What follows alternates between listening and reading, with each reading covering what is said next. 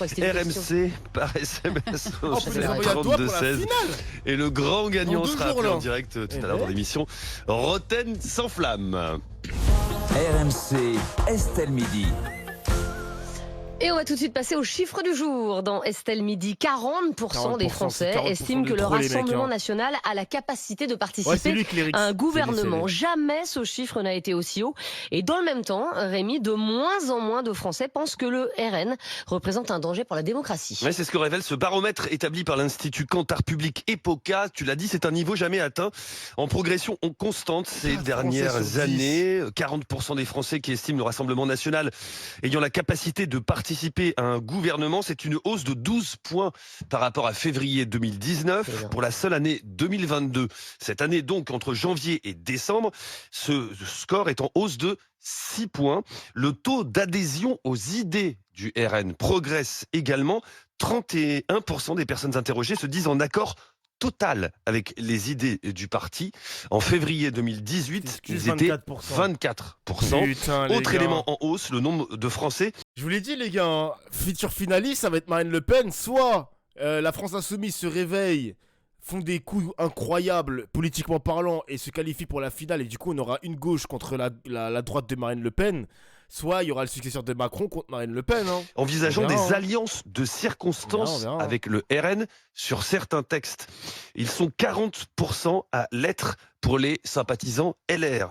À gauche, Alliance, 56% des sympathisants de la NUPES jugent que les députés de cette coalition devraient voter avec ceux du RN s'ils présentent un texte auquel ils sont favorables. Donc pas de barrage anti-RN, vous l'aurez compris, y compris pour une majorité de sympathisants NUPES. Enfin, Marine Le Pen a réussi à améliorer son image. 39% des sondés la perçoivent comme sympathique et chaleureuse, contre 33% en janvier dernier. Ses compétences politiques progressent également. 57% des Français pensent qu'elle est capable de prendre des décisions. 27% qu'elle fera une bonne présidente de la République. Enfin, si le RN constitue toujours un danger pour la démocratie, pour 46% des Français, c'est un chiffre qui est en baisse. Une minorité, vous l'aurez compris, 46% estiment que le Ah ouais, donc 58% c'était un Français sur 2 plus pensait que c'est un danger pour la démocratie en 2017. 2022, 46, putain, c'est... Imaginez en 2027, les gars, comment ça va être. RN Hein. serait une menace pour la démocratie. 2027, C'était hein. 58% qu'ils pensaient en 2017. Ah, donc progression dans tous les secteurs pour le RN. Le Rassemblement national au pouvoir, est-ce que vous y croyez? Je vais commencer avec vous, Thierry Moreau. C'est une Ils sont véritable, incroyables, ces chiffres. Hein. c'est une véritable hypothèse. La structure de la vie politique aujourd'hui, depuis les derniers scrutins, c'est 3 blocs. Un bloc d'extrême gauche, un hypercentre et un bloc d'extrême droite. Le RN a fait un travail de communication et d'une campagne de crédibilisation ces derniers mois intense. La cravate, la participation en commission, le travail intense. À côté de ça, La à cravate l'opposé, la NUPS a plutôt, d'abord, est empêtrée dans des querelles démocratiques pour savoir qui dirige cette NUPS. Elle est décrédibilisée par l'affaire Quatennens. Elle a une politique d'opposition qui est plus basée sur des éclats et des vociférations. À côté de ça, le RN fait figure de bon élève au Parlement. Alors, je pense que quand on gratte, le naturel Oui. va venir. Il y a eu un dérapage de Grégoire de C'est Fournas ça. quand même. Voilà, il y a eu le dérapage de Fournas et je pense que si on gratte, on va retrouver très très vite le naturel qui va revenir au galop. Mais il y a une fraction de la population, évidemment, celle qui veut renverser la table par les urnes, peut être effectivement tentée d'élire des personnes qui n'ont jamais été aux manettes sur le plan national. Donc c'est effectivement une possibilité. Le RN profite aussi d'une droite républicaine extrêmement faible depuis plusieurs années et plusieurs scrutins, qui n'a pas réussi à la cause de querelles, de construction de programmes et puis de manque d'idées aussi. Le RN profite de ça. Donc oui, c'est une hypothèse aujourd'hui d'avoir un jour le RN au pouvoir. Oui. Et Emmanuel Locourt, est-ce que tous ces chiffres que nous a donné Rémi, en fait, voilà, c'est la preuve que ça y est, c'est fait, le RN est totalement banalisé, c'est un parti comme les autres. Banaliser un parti comme les Ah autres. bah moi j'y crois pas. Putain, non. Moi j'y crois pas parce qu'il y avait beaucoup de chiffres dans cette enquête et il y en a notamment, je comprends parfaitement que Rémi ait dû faire des choix dans les chiffres, mais il y avait quand même 2 chiffres qu'on peut donner. 27% des Français verraient Marine Le Pen comme une bonne présidente et 55% ne la verraient pas du tout ou pas comme une bonne présidente. Donc moi je me raccroche à ces 2 chiffres-là pour être tout à fait honnête, même si tous ceux que tu as donnés sont totalement vrais et sont très inquiétants de mon point de vue politique à moi. Mais j'y crois pas pour d'autres raisons.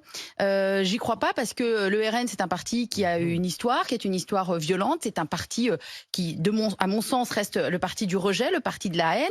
Un parti qui pense que le pouvoir s'installe par la voie de la police. Un parti qui pense qu'il n'y a qu'à, ça suffit comme politique, il n'y a qu'à les renvoyer chez eux, il n'y a qu'à tous les mettre en prison, il n'y a qu'à supprimer les allocs, alors que la vraie vie, elle est beaucoup plus complexe que ça, elle est plus nuancée, tout à fait. Et je trouve que leur façon de penser est trop simpliste. Et puis il y a quelque chose qu'on n'a pas dit. Mais moi, je suis très très gênée. Alors j'entends bien le RN qui arrive à se normaliser. Et je trouve que tout ce que tu as dit est totalement vrai, Thierry. Mais on oublie un petit peu les liens du RN avec Poutine. On parle pas de corruption, on parle d'aide financière reçue par un dirigeant quand même, enfin donnée par un dirigeant quand même autocrate qui a fait de la corruption une pratique assez fondamentale de sa manière de fonctionner. Et moi, j'ai la sensation, mais là c'est peut-être une sensation. Voilà, que malgré tout, ça pourrait être un parti qui pourrait être corruptible et j'ai pas envie de ça au pouvoir. Donc peut-être que je suis dans le déni. Ce sont les sociodémocrates. Tous les partis sont en parlant de corruption, pour l'instant, ils ont quand même des égards tendres vis-à-vis de Poutine et moi ça m'inquiète. Et je pense que je ne suis pas la seule. Oui, enfin t'as d'autres partis qui ont des écarts tendres, comme tu disais, avec le Qatar en ce moment. Des égards. Donc on a l'impression qu'aujourd'hui, de toute façon, est-ce qu'il y a un parti qui est incorruptible aujourd'hui? Je suis peut-être dans le déni, mais moi je crois encore assez dans les Français pour que ça n'arrive pas. Bah, manifestement, ces Français, ils ne pensent pas comme toi, puisque les chiffres... j'ai quand même donné sur Marine Le Pen présidente, ça passe mais pas ça, quand même. ça tu cristallises. Il y a deux choses. Oui, il y a Marine Le Pen présidente et il y a arrivé au pouvoir. C'est pas que Marine Le Pen. C'est pas que Marine Le Pen. Alors, il y a deux phases. La première phase était la dédiabolisation. Ça, c'est terminé. Ça me fume. Voilà, ou quasiment terminé. Fred Hermel qui commentait du sport. Ça me fume maintenant, les journalistes sportifs qui commencent à commenter les sujets de société et tout. Ça me tabasse, sérieux. Salut le Kin, ça va ou quoi mon gars? Aujourd'hui, le FN, enfin le RN, d'ailleurs, en changeant de nom, il parle plus du Real, est dans une opération et de crédibilisation. Mais ça passe pas simplement par la très bonne remarque de Thierry, le comportement de l'Assemblée, mais toutes les villes qu'ils ont gagnées et qu'ils dirigent. Vous prenez des villes comme Perpignan, vous prenez des villes comme Hénin-Beaumont. Hénin-Beaumont, le maire Steve Riouat a été réélu au premier tour. C'est-à-dire qu'aujourd'hui, les gens se rendent compte. Enfin, Hénin-Beaumont, c'est pas Paris, et c'est pas Paris, c'est pas Marseille, c'est pas Toulouse. On n'est pas sur une énorme ville. Non. Bah, excuse-moi, Perpignan, c'est pas rien. Louis Alliot, il dirige Perpignan. Perpignan est une des grandes villes de France. Mais il y a aussi beaucoup de bourgs, beaucoup de petites villes, etc., où le maire et la majorité est Rassemblement National. Et les gens, au quotidien, se rendent compte que finalement, ça marche pas mal. Et donc, la crédibilisation... France-Argentine, tu seras pour qui? C'est quoi cette question de merde? Passe du travail de terrain. Ensuite, j'en discutais il y a quelques semaines avec une députée Renaissance, donc de la majorité macroniste, qui me disait, en fait, Marine Le Pen tient très bien cette troupe à l'Assemblée, et donc ils sont présents à l'Assemblée, mais aussi il faut un gros travail de maillage au niveau des circonscriptions. C'est-à-dire que tu ne conquiers pas le pouvoir uniquement à l'Assemblée, tu conquiers par un maillage territorial. Et donc, c'est quoi? Ce sont les villes, ce sont les mairies, ce sont les circonscriptions pour les députés, etc. Ce sont les départements, ce sont les régions. Ils commencent à être un peu partout, à montrer qu'ils peuvent gouverner. Ils sont déjà 89 à l'Assemblée. Et ben oui, et à montrer qu'ils peuvent gouverner. Donc, la crédibilisation, elle passe aussi par un maillage qui est de plus en plus crédible. Et je suis désolé. Moi, je connais des gens à Hénin-Beaumont qui avaient voté contre Steve Riouat à l'élection précédente, et là qui ont voté pour lui en disant c'est plus sûr, c'est plus propre, et surtout il y a une chose qui revient beaucoup dans la bouche de gens qui sont dans les villes où le RN, c'est que culturellement il y a plein de choses qui se font qui ne se faisaient pas avant, et ça veut dire quelque chose. Alors on est avec franchement ce mec là qui commentait que le football et le Real Madrid, franchement je pensais pas qu'il avait de longues phrases sur la politique, des arguments. Ouais, ça va, il s'y connaît un petit peu quand même, hein. Je sous-estime un petit peu les spécialistes football qui commencent à parler de sujets comme Riolo, quoi. Exactement. Olivier comme qui nous Riolo. appelle de Calais, dans le Nord, justement. Bonjour Olivier. Pas de Calais, s'il te plaît. Bonjour Estelle. Dans le Nord, pas de Calais. Bah, c'est quand même plus dans le Nord que dans le Sud. Bon, salut Olivier. Non, mais ça moi, va? je suis pas de Calais, moi je suis pas du Nord. Excuse-moi. Excuse-moi, j'ai fait la géographie. Pour moi, il y a le Nord, le Sud, l'Est et l'Ouest. On arrive. Donc si tu mets Calais, a priori c'est le Nord. Excuse-moi, mais c'est la grande différence entre Rémi et moi. Il est du Nord et je suis du Pas-de-Calais. Enfin, Dunkerque est dans le Nord. Ne lâchez pas, restez en ligne. Vous l'avez compris. Bon, Olivier, ça va Olivier? Oui, très bien, ça va très bien. Bonjour Olivier. Olivier, vous vouliez réagir à notre débat sur le Rassemblement national. Le RN au pouvoir, est-ce que vous y croyez, Olivier? Qu'est-ce qu'il a à dire? Non, pas du tout. il n'y croit pas, les j'ai mecs. des idées qui ressemblent au RN, mais je pense que le RN est bien dans son statut, c'est-à-dire le poil à gratter du gouvernement, c'est-à-dire il met le doigt là où ça fait mal. Dans un replay sur YouTube, Il critique toute décision Non, il vote des avec eux pouvoirs parfois, hein. publics, Mais non, il faut etc., exprès etc. voter avec eux, justement, pour les mettre un petit peu dans la galère, quoi. C'est là où Oui. ils sont malins, d'ailleurs. Bien sûr. C'est qu'en fait, ils mettent vraiment le gouvernement un peu en galère, parce que quand ils disent... je suis Mais les d'accord avec le opposants aussi, gouvernement, même la NUPS et les aussi. opposants, parce qu'ils se retrouvent tous gênés aux entournures en disant ah bah non, on veut pas du tout que le RN y vote comme nous, quoi. Donc finalement, c'est devenu aussi... avant, c'était une menace, et là, c'est presque devenu un poil à gratter, quoi. Finalement, Olivier. Justement. Oui, donc c'est de poil à gratter, mais je pense que non, gouverner la France, non. Ils ne sont incapables. Marine Le Pen et Oh, l'affiche de fou, il y a marqué immigration, nous avons les solutions. C'est vraiment une dinguerie de vouloir que les étrangers partent de notre pays, dehors les immigrés. C'est une dinguerie, Marine Le est Pen. une hein. femme qui Tout un est programme brillante, sur ça, hein. mais elle n'a pas assez de lieutenants et assez de concordance. Enfin, Je suis tellement pressé de... Attends. What? Je suis tellement pressé de me barrer de la France et de partir vivre aux Canaries, loin de toute la merdasse. Trop pressé de me déconnecter de tout ça. Marre de payer full tax, la TVA, l'IS, l'IR, l'URSSAF avec ma boîte pour même pas profiter des avantages de la France car je n'ai pas le droit. T'as une boîte de quoi, Cablo? T'as une boîte de quoi, toi? Après, c'est vrai que les personnes qui sont en classe moyenne supérieure, ils ont le droit à rien du tout, hein. Ils ont le droit à rien du tout, aucune aide, hein. Ça, c'est une folie quand même, hein. de personnes en France pour gouverner la France, mais elle est très bien dans son rôle de, comme je disais, de poil à T'as le droit de gratter, te plaindre, hein. T'as le droit de de te plaindre, hein. critiquer, de mettre le doigt où ça fait mal, et on le voit d'année en année où elle augmente, mais elle ne passera jamais le cap, je pense. Bah, c'est vrai, après, Olivier, il a raison, elle a Oui. été 2 fois, je veux dire, au deuxième tour de la Oui. présidentielle, et t'as toujours le Front républicain Oui. qui fait que de toute Mais façon, je pense t'as un que plafond de verre, quand même. là où je suis pas d'accord avec Olivier, c'est que justement, je pense que Marine Le Pen est plutôt une faiblesse pour le Rassemblement national et qu'autour d'elle, il y a des gens comme Jordan Bardella, Sébastien Chenu qui travaillent les dossiers et qui Jean-Philippe sont en Tanguy. capacité d'être solides. Et je voulais revenir sur ce que disait tout à l'heure Rémi en disant que il y avait dans les chiffres une sorte de barrage qui ne tenait plus entre. Mais non, au contraire, le vote protestataire. Attends, Bardella, il aura quel âge dans 5 ans? Bardella, âge. 27 plus 5. Il aura 32? Président de la République à 32 ans, c'est pas beaucoup, non?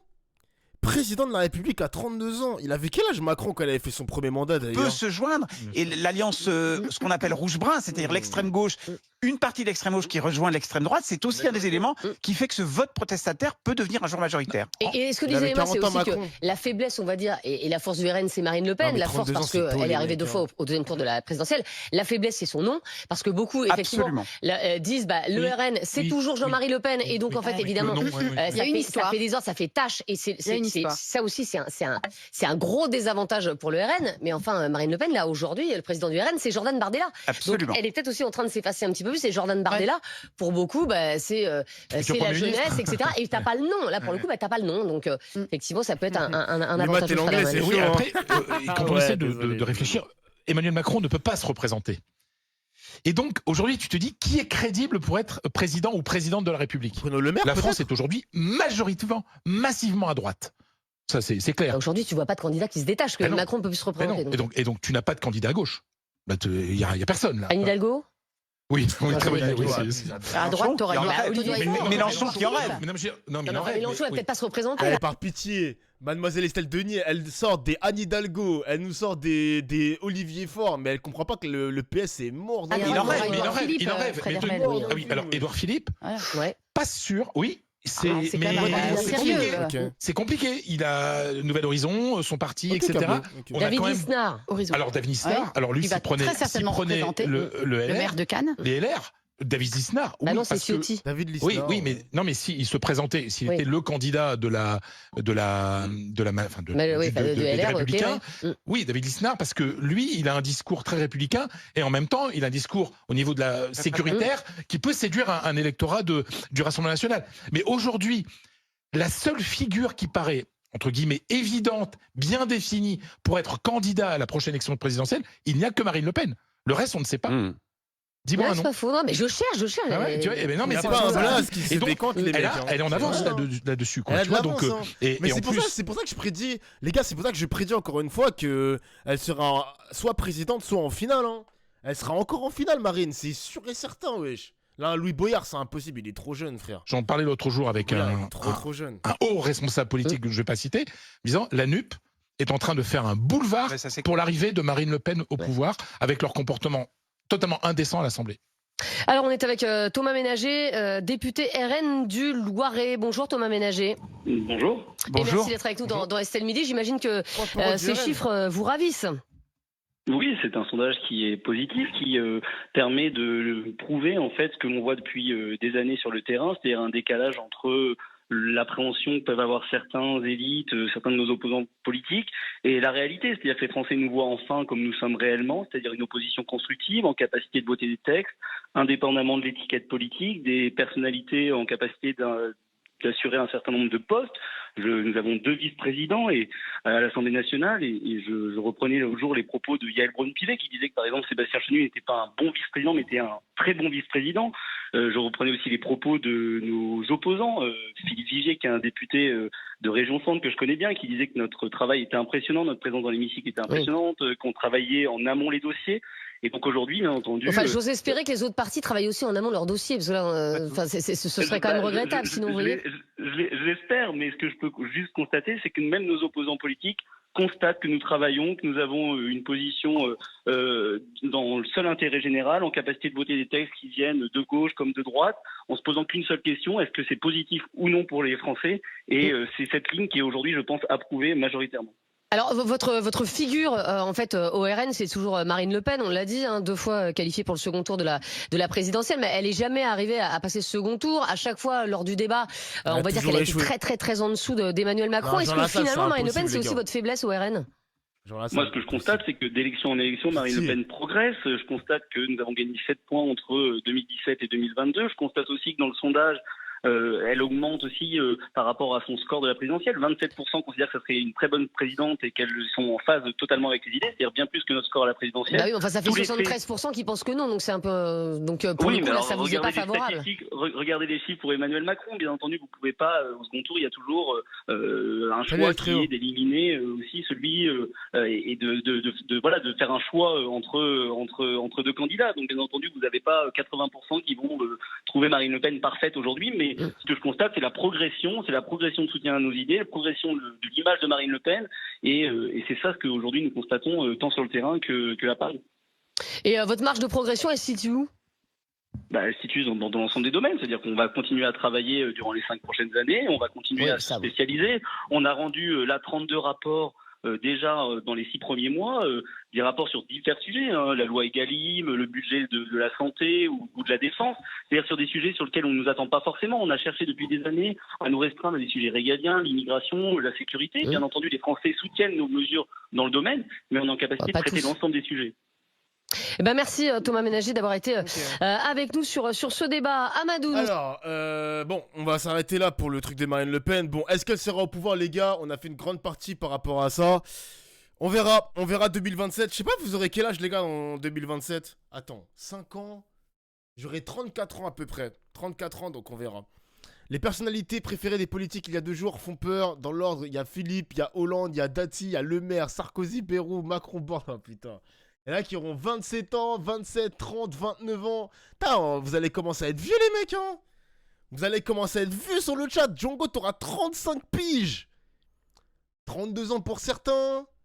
Moi, j'ai le même âge que certains du chat, les gars. J'ai 29 ans. 69 ans pour John. 32, 27. Eh bien, mais ça fait plaisir de voir des jeunes comme ça, des jeunes entre 20 et 25 ans. Bon, 25 ans, tu commences à être moins jeune, mais t'es un jeune adulte. entre 20 et 25 ans, il y a des mecs qui s'intéressent à la politique et franchement les gars, honnêtement ça fait plaisir. Des pseudos que je revois comme Kazurai, honnêtement, Kazurai qui s'intéresse encore à la politique, je trouve ça cool quoi. Franchement je trouve ça cool. C'est bien les mecs, vous faites vos devoirs, c'est bien. C'est bien.